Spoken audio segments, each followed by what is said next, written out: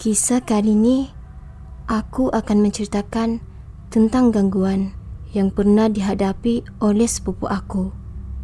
Risa, bukan nama sebenar. Risa sudah berkahwin dan mempunyai 2 orang anak perempuan yang sangat comel. Sejak dari kecil lagi, Risa sudah boleh melihat dan merasa kewujudan makhluk halus. Ada yang kata ia adalah satu kelebihan, tapi bagi Risa, ianya suatu yang sangat memenatkan dan menyesakkan jiwa. Bermacam gangguan yang dia pernah alami, tetapi gangguan yang paling teruk adalah setelah dia mendirikan rumah tangga dan berpindah ke Selangor. Kata Risa, dia dan suami sepakat untuk menyewa rumah di kawasan Bukit Ceras. Yang duduk dekat kawasan tu mesti tahu, kawasan Bukit Ceras ni keras sikit. Ada bermacam jenis kisah seram yang boleh didengar. Rumah yang mereka sewa ni adalah apartemen 3 bilik. Cukup selesa untuk mereka berdua. Semasa baru berpindah ke situ, Risa sudah dapat rasakan aura yang tidak enak. Dia boleh rasa macam ada yang memerhati dari segenap sudut. Tapi bila dia tengok sekeliling, tidak apa-apa pun.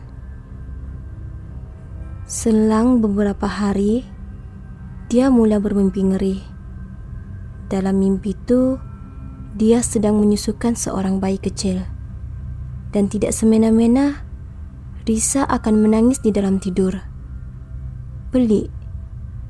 Dia sendiri tidak faham apa maksud mimpi itu. Tapi yang pasti, itu adalah tanda-tanda awal gangguan yang bakal dia alami.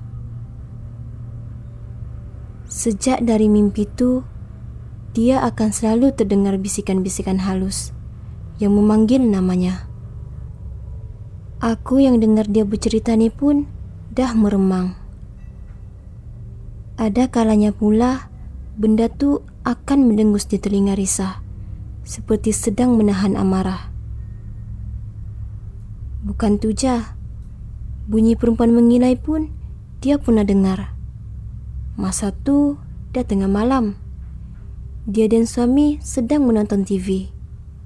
Tengah seronok melayan cerita tu, dia dengar ada bunyi perempuan mengilai. Jauh je bunyi itu. Orang dulu-dulu kata, kalau bunyi itu jauh, maknanya benda tu dekat sangat. Tapi, nasib baiklah ada suami dia kat sebelah. Si Risa ni pun tanyalah kat suami dia, "Abang, dengar tak tadi? Ada perempuan mengilai." Suami dia ni pun buat bodoh je, sebab dia tahu bini dia ni boleh rasa benda tu. Semua gangguan yang Risa alami dekat rumah tu bagi dia biasa aja. Kerana selagi benda tu tak menampakkan dirinya, dia masih boleh bersabar. Yang penting sentiasa ingat pada Allah. Sampailah pada suatu hari, waktu tu dah senja. Mungkin sekitar jam 6.40 petang. Risa sedang tidur di dalam bilik, tapi bukan di atas katil. Dia sekadar tidur ayam di depan pintu bilik untuk hilangkan penat. Dekat pintu tu ada langsir yang terpasang. Dalam beberapa minit lepas tu, dia rasa macam ada sesuatu dekat muka dia. Macam rambut. Dia pun cuba alihkan benda tu, tapi tak berjaya. Bila dia buka saja mata, dia terus berteriak semaunya. Risa dah macam orang histeria, meracau-racau sampai langsir kat pintu tu tercabut. Dia tarikan Risa. Suami dia yang ada dekat rumah masa tu pun cuba nak tenangkan dia. Dan nampak Risa bertenang sedikit suami dia pun menghubungi seorang ustadz untuk datang merawat. Masa sesi berobat, ustadz tuh tanya, "Apa yang awak nampak?" "Saya nampak ada Cik Ponti sedang berdiri di sebelah saya, betul-betul di tepi badan saya. Dia sedang menunduk memandang ke arah saya. Rambutnya panjang mengurai sampai menjalar ke wajah saya. Sebab tu saya teriak. Saya betul-betul terkejut." Aku ada juga tanya, macam mana rupa Cik Pon tu. Tapi Risa kata dia pun tak boleh bayangkan macam mana buruk wajah Cik Ponti tu. Lagipun wajah makhluk tu sedikit terhalang dek rambutnya yang panjang mengurai. Selepas daripada kejadian tu, Risa mula sering mengalami gangguan.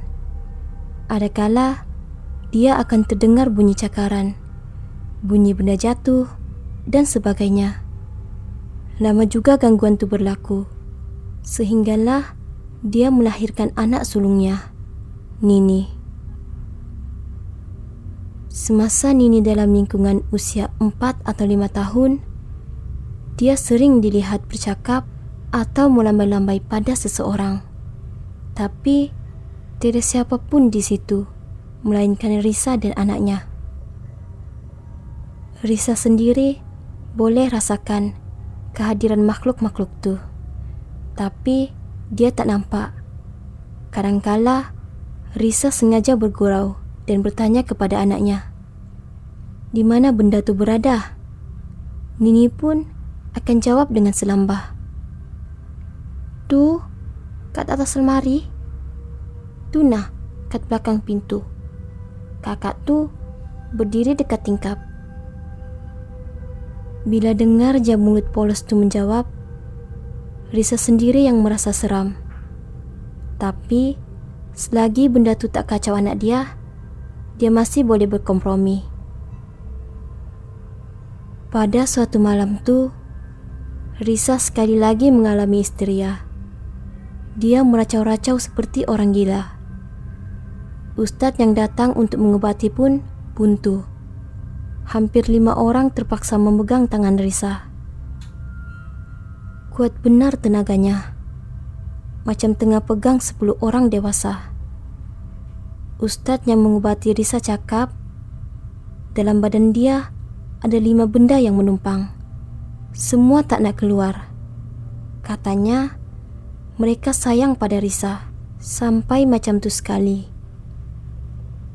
Bila ditanya dari mana asal-usulnya, ada yang kata datang dari tempat asal Risa.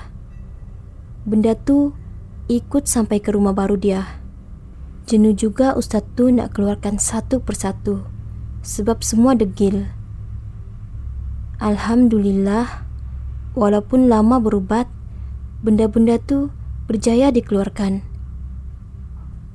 Tapi ada satu kejadian yang Risa cerita padaku yang membuatkan aku meremang seluruh badan. Katanya, masa tu dia dan suami menghantar makcik kepada suaminya ke lapangan terbang. Setibanya di sana, mereka pun pergi ke ruangan menunggu, sementara menanti waktu penerbangan. Sedang Risa berborak dengan makcik tu, dia tiba-tiba merasa seram sejuk. Spontan dia menoleh ke kiri dan dia terkejut melihat ada seorang anak kecil sedang berdiri di sebelahnya sambil menggenggam tangannya.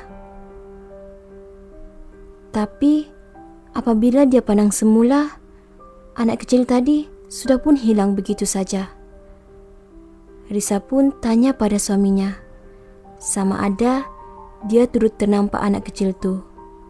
Tapi suaminya langsung tidak nampak. Risa pun pelik. Siapa budak tu?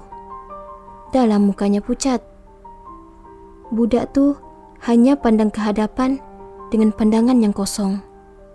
Usianya mungkin sekitar 7 tahun dan pakaiannya pula berwarna hitam. Risa yakin dia sedang diganggu, tapi dia bersyukur bahwa gangguan tuh hanya setakat itu saja. Maunya budak tuh ikut sampai ke rumah, boleh histeria lagi sekali.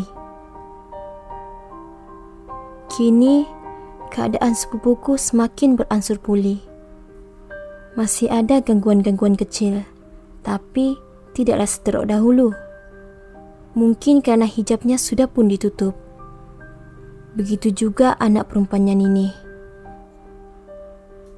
Aku doakan semoga Risa dan keluarga sentiasa dalam lindungan Allah.